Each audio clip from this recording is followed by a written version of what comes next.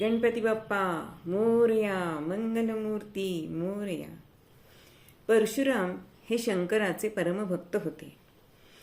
ते शंकराचं दर्शन घेण्यासाठी एकदा कैलास पर्वतावर आले. त्यांनी आपल्या सामर्थ्यावर 21 वेळा पृथ्वी निक्षत्रिय केली होती आणि मोठे पराक्रमी आणि शूर होते.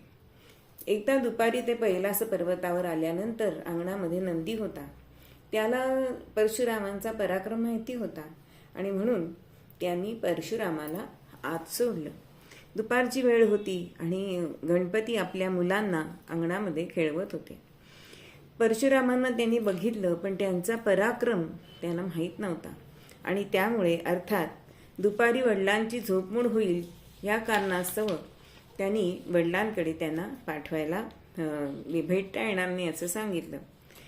आता परशुराम हे अत्यंत तापट. त्यांनी लगेच हातातला परशु गणपतीवर उचलला आणि त्याच्या विरुद्ध लढाईलाच उभे राहिले. गणपतीसुद्धा परशुरामांशी युद्ध करायला सज्ज झाला, पण गणपतीने अशी काही धडक दिली की परशुराम खाली पडले. पण परशुरामांच्या परशुनी मात्र काय झालं की त्याचा एक दात जवळजवळ अर्धा मोडला आणि गणपती हा एकदंत झाला. आता ही गडबड ऐकून शंकर पार्वती बाहेर आले. बघतात तर गणपतीचा दात पडला होता, रक्त येत होतं आणि पार्वतींनी पटकन आपल्या पातळाचं किनार फाडून ते रक्त पुसलं. आता रागाने पार्वतीचे डोळे सुद्धा लाल झाले, परंतु ती आदिमायाच ती धावून जाणार इतक्यामध्ये शंकरांनी पार्वतीला थांबवलं आणि मग परशुराम सुद्धा शंकर पार्वतींना शरण आले, नमस्कार केला, क्षमा मागितली आणि परशुरामांनी गणपतीला परशुविषयी आत्मज्ञान दिलं.